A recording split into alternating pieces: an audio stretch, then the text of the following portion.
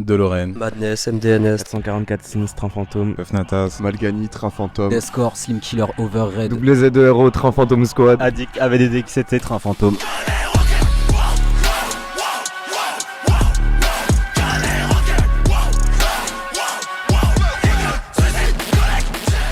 Qu'est-ce que représente pour vous Train Fantôme ?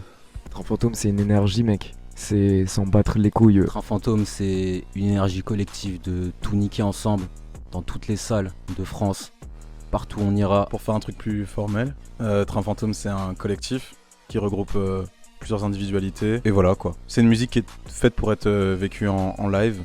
Et si on devait résumer, je pense que quand tu nous vois, tu ressens un truc qui est à mi-chemin entre un concert de rap, de trap et de punk hardcore. Et voilà. Quelle a été la jeunesse de Train Fantôme et comment vous êtes-vous rencontrés ? En fait, de base, on était juste tous sur SoundCloud à faire nos projets respectifs. Il y avait Train Fantôme, le trio. Il y avait nous, Syndrome Clan avec Descore ou Zero.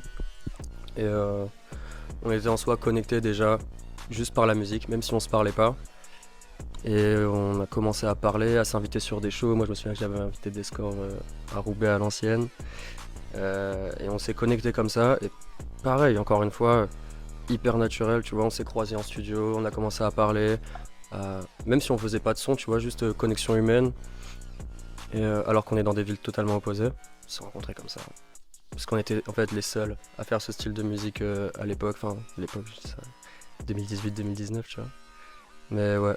Mais avant que Train Fantôme existe sous cette forme, on avait tous conscience de l'existence des uns des autres. Par exemple, je me souviens qu'à l'époque, on avait fait un concert en trio. Je me souviens de cette image où Zero, que je connaissais pas à l'époque, monte sur scène et commence à headbang avec moi, tu vois. Donc, c'est plein de trucs comme ça. Comme une fois où aussi MDNS nous avait invités tous chez lui pour un concert où il avait joué avec Puff. Tu vois, donc on a des anecdotes comme ça en fait. Du coup, c'est ça. C'est ça l'histoire du rassemblement, quoi. Pourquoi cet amour de la scène et où puisez-vous donc votre énergie ? Je pense que c'est le reflet individuellement d'une colère individuelle à chacun, tu vois. Et je pense que dans le monde dans lequel on vit, à part si tu te mets des œillères, les raisons d'être en colère, elles sont quand même très nombreuses. Comme je dis, il y a aussi l'histoire personnelle de chacun qui s'exprime.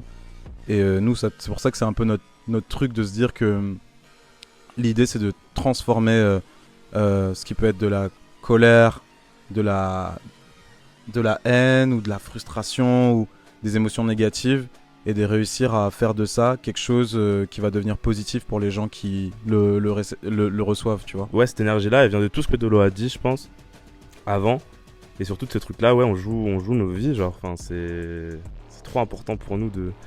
C'est une chance, tu vois, de faire tous ces trucs-là, tous ces festivals-là. Et il y a vraiment ce truc-là de... archi ultime, en fait. C'est pour ça qu'on se la donne autant. Je trouve qu'en général, dans notre quotidien, on n'a pas forcément l'occasion de pouvoir l'extérioriser, de l'exprimer.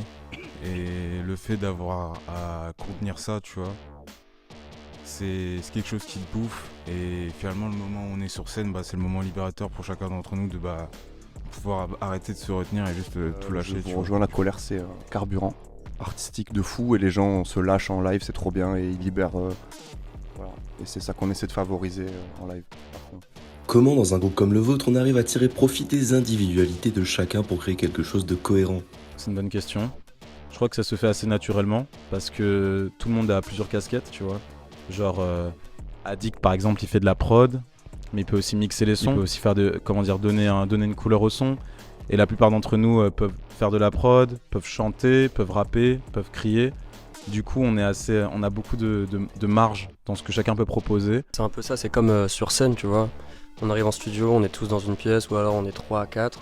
Ça commence à cook, et en fait ça se fait hyper naturellement. Et il dit ah ça je suis chaud, tac, je peux poser sur ça, je peux poser sur ça. Et en fait on se complète tous, que ce soit en studio comme sur scène. Et ouais, c'est juste hyper naturel. Moi je peux préparer une loupe sur mon Mac, la ramener, idem Addict, Zero aussi, tu vois. Et on se fait juste confiance. Finalement, peu importe ce qu'on propose, on va se le dire. De toute façon, si c'est de la merde, ça c'est de la merde, laisse tomber, tu vois. Et voilà, c'est hyper naturel.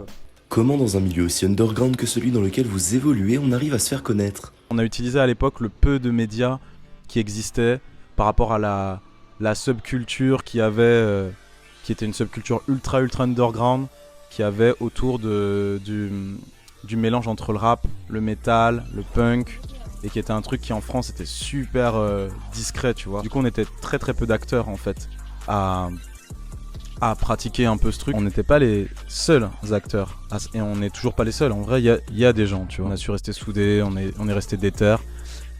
Et c'est ce qui a fait que ouais, je pense que, je sais pas, il y a une énergie qui marche bien et qui a plu à nos partenaires de Allo Floride et qui nous aident beaucoup pour pouvoir avoir accès à de plus grosses scènes. Et c'est cool parce que le principe c'est peut-être un groupe à qui on n'aurait pas forcément ouvert les portes des grosses scènes, mais en fait, une fois qu'on arrive sur les grosses scènes, le truc fait, comment dire, ça fait ses preuves en fait, tu vois. Quelle a été votre meilleure date de concert? Aerox, je pense que c'était la première fois qu'on jouait devant autant de personnes déjà. On a eu un créneau assez favorable. On a joué, je crois, à 21h, un samedi. C'était une folie. Et ouais, on s'est retrouvés devant plusieurs milliers de personnes. Les gens étaient super réceptifs. Je me rappelle, il y avait 2 pits. T'avais un pit là-bas au fond à gauche, t'avais un pit à l'avant à droite, t'avais 2 cercles qui se sont rassemblés à la fin. Enfin, c'était un truc assez dingue à vivre, ouais.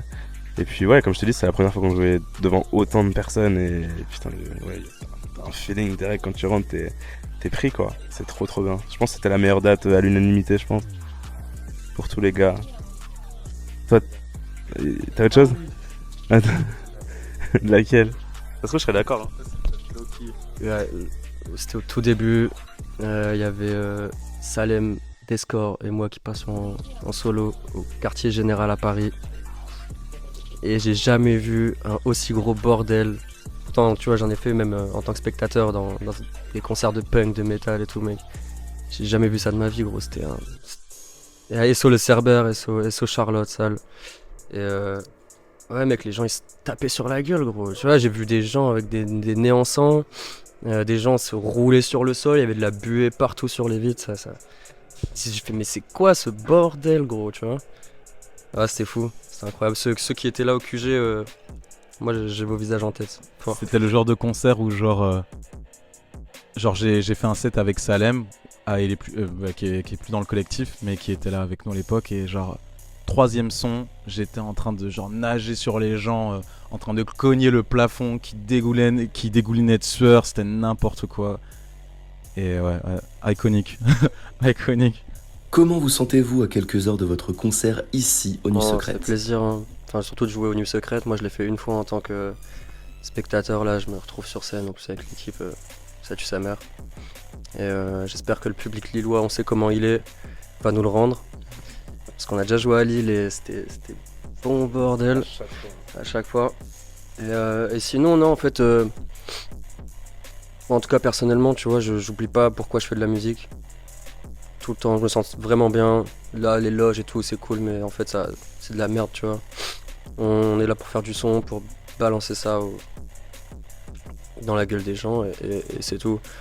Faut rester focus sur l'essentiel. C'est pas parce que tu joues devant 10 000 personnes que t'es quelqu'un ou on s'en fout en fait. Donne ton énergie, envoie ton message et c'est tout. Et je pense que, enfin, en tout cas, c'est comme ça que je me sens avant de monter sur scène. C'est exactement ce que Madness vient de dire. J'ai pas grand chose à rajouter si ce n'est voilà.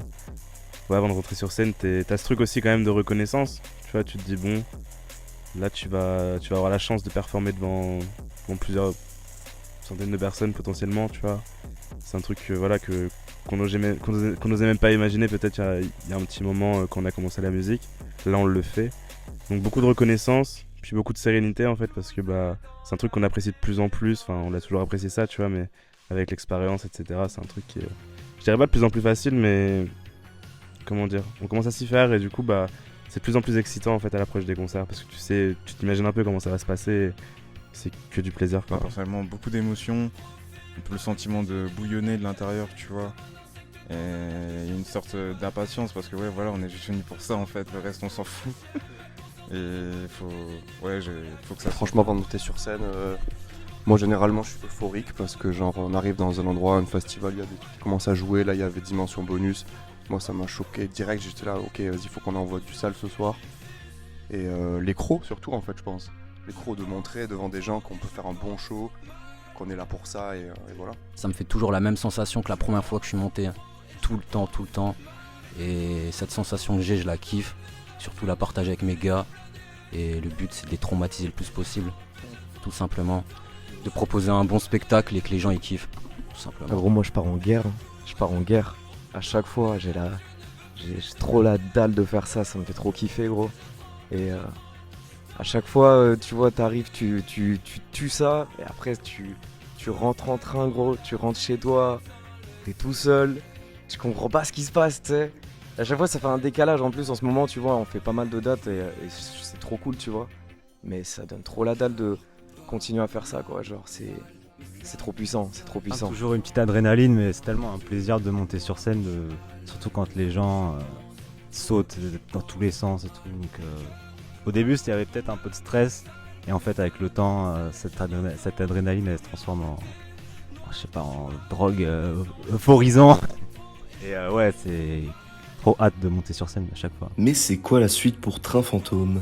Off, ça annonce la suite. Et si t'as aimé, et si les gens qui regardent l'interview ont aimé Part 1, eh ben sachez que avec Off, vous allez avoir un avant-goût de Partout. Et que Partout, on a travaillé dur pour mettre la barre au-dessus en termes de prod, en termes de texte, en termes de performance vocale. On a pris des risques. Et je pense que ce premier single, on en est très fiers et c'est toujours Train Fantôme, quoi. C'est la guerre. Ceux qui n'ont pas aimé Part 1 par contre, bah vous allez aimer la partie 2 en tout cas. On va vous prouver les gars, on va vous baiser. Let's fucking go.